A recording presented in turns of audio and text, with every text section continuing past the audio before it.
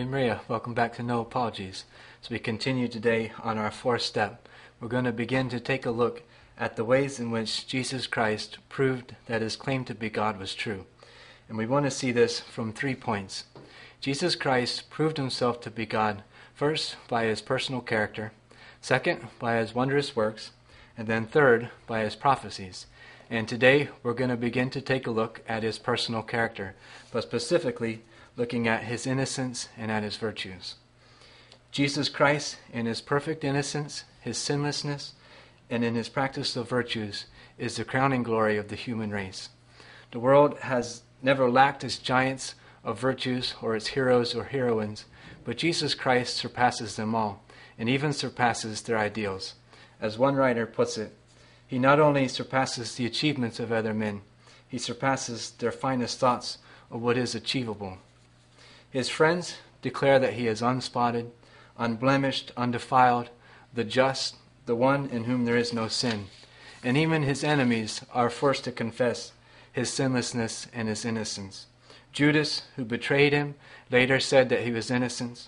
Pilate, who condemned him, could find no cause in him, while at the same time his wife pleaded that he had nothing to do with that just man.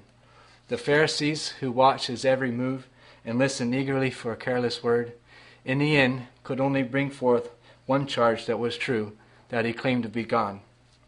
But not only was Christ without sin, he also possessed the fullness of virtues. His charity was perfect, summing up the duty of man in the twofold commandment of love of God and love of neighbor.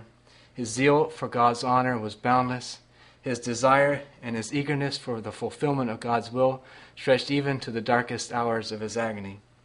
His anxiety for the welfare of souls caused him to preach, to threaten, to pray, and even brought tears to his eyes as he looked on the unresponsive city.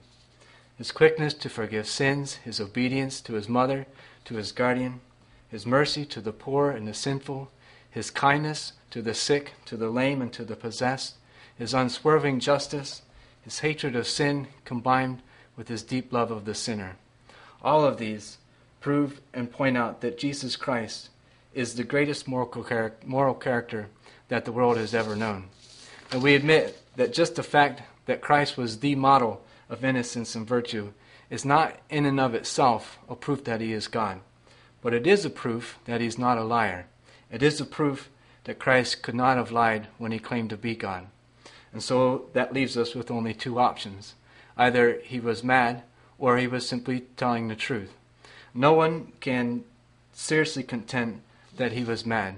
You need only to look at the balance of his life, the balance and the soundness of his reasoning, the moderation and the justice in all of his words and actions. All of these reveal an individual who is in complete control of his faculties and who was of complete soundness of mind. That then leaves only one option, that Jesus Christ was simply telling the truth when he claimed to be God. So although his moral character is not in and of itself a direct proof of his claim, we do say that it indirectly his moral character is a proof of his claim to be divine. So thanks for joining me here on No Apologies. Ave Maria.